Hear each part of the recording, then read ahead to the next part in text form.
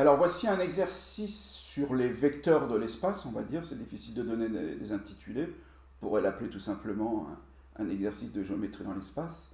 Mais il y a une forte manipulation des vecteurs. Alors les hypothèses de l'énoncé sont, on est en présence d'un carré, d'un cube, d'un cube ABCDEFGH, et on nous définit deux points K et L par des égalités vectorielles, les égalités vectorielles suivantes. Alors pour l'instant, K et L ne sont pas présents sur le cube qui est figuré ici.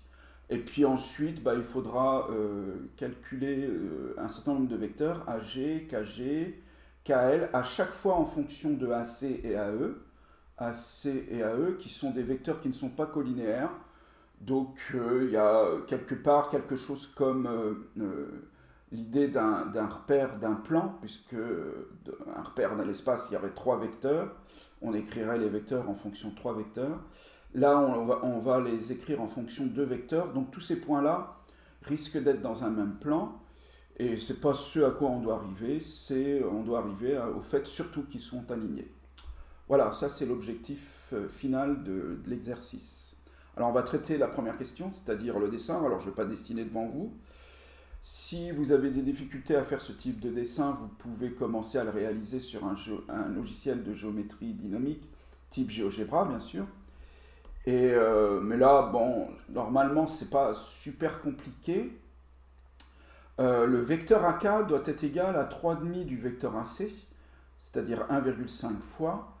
Donc l'idée, là, par exemple, c'est de rajouter, on n'est pas obligé de le faire, mais de rajouter un point I qui est le milieu de AC. Et le point K se trouvera sur la droite AC à une distance de A égale à 3 fois cette petite longueur-là, 3,5. Parce que AI, c'est la moitié de AC. Donc vous tracez une droite qui passe par un AC et vous faites en sorte que la longueur AK soit égale à 3 fois la longueur AI. Donc le K est là, il n'y a pas de, a priori il n'y a pas de difficulté particulière. Et pour AL, c'est encore plus simple, parce que ça doit être égal à 3 fois, le vecteur AL doit être égal à 3 fois le vecteur AE. Le point L va donc se situer sur la droite AE, et il suffit de reproduire 3 fois cette longueur-là. Et ça donne le point L. Alors on préfigure déjà, parce qu'on a lu l'énoncé en entier, et on sait qu'il faut prouver que les points K, G, L sont alignés, et on trace, alors avec des pointillés ou autre chose, que vous voulez, c'est pas mal que ce soit dans une couleur différente en tout cas du reste du dessin, on trace par exemple la droite KL, et il semblerait, pour l'instant, on peut seulement dire, il semblerait que G se trouve sur la droite LK, c'est-à-dire que les trois points K, G et L sont alignés. Ce qui, je vous le rappelle, est l'objectif de cet exercice. La première question, c'est d'abord, chaque vecteur, on va être amené à l'écrire en fonction des vecteurs AC et AE systématiquement. Le vecteur AG, je vais utiliser pour ce faire dans un premier temps, je vais utiliser la relation de Chasles. Je vais insérer le point C dans le vecteur AG. Pourquoi? Parce que déjà, j'ai besoin de voir AC. Donc je me dis, je vais essayer de mettre C à l'aide de la relation de Chasles. Et puis, CG, alors le CG, ça semble bien embarrassant. Ça semble bien embarrassant, sauf que si je reviens sur le dessin, CG, le vecteur CG, est égal au vecteur AE, puisque nous sommes dans un cube. Donc je peux remplacer le vecteur CG par le vecteur AE. Et ce qui achève tout de suite la démonstration, il n'y a que deux lignes deux ou une d'ailleurs de calcul.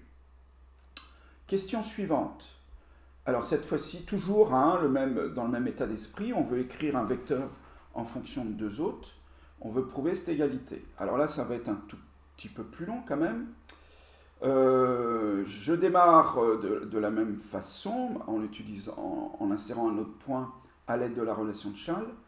Alors j'insère A.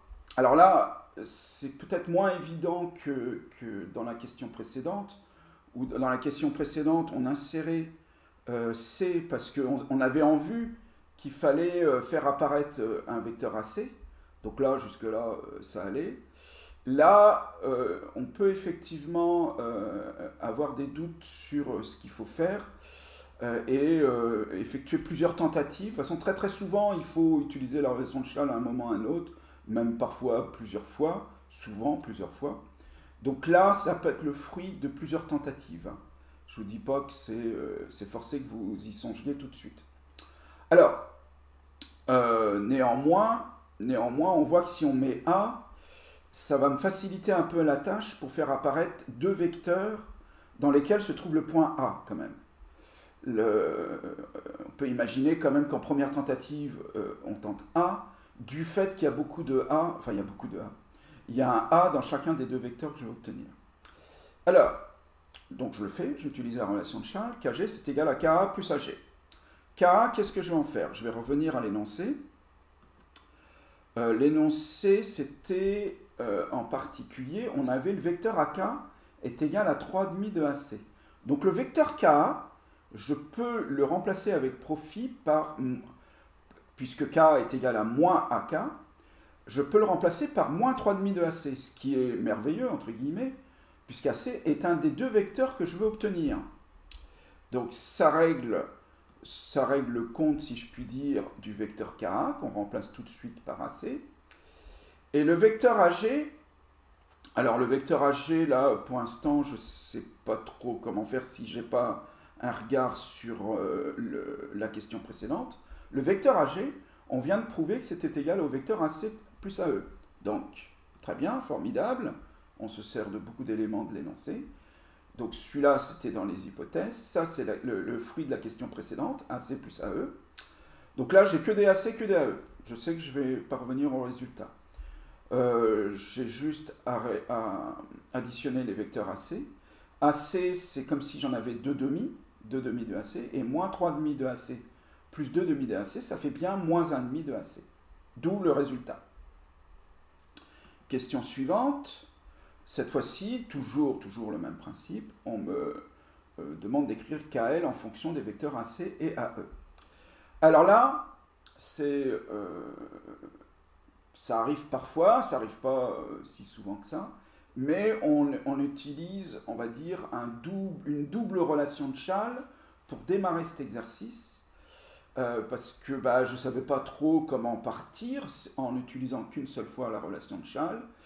Et puis, j'avais une vue, bien entendu, sur les questions précédentes, pour voir ce dont je pouvais me servir. J'avais une vue sur l'énoncé, parce que l'énoncé me dit que le vecteur AL est égal à 3 fois le vecteur AE. Donc, je me suis dit, KG, je l'ai calculé dans la question précédente. GA, c'est moins AG, je l'ai aussi dans une des deux questions précédentes. Donc, je vais pouvoir gérer tout ce truc-là. En faisant une double, c'est pas le nom officiel, hein, une double relation de Schall, mais ça, KG plus GA, c'est pareil que KA, et KA plus AL, c'est pareil que KL. Donc cette égalité-là est vraie.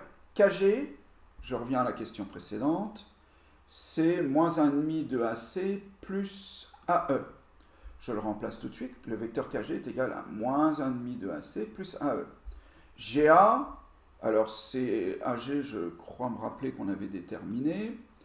AG était égal à AC plus AE. Donc GA, c'est l'opposé de ça, c'est moins AC moins AE. Je retourne à ma question.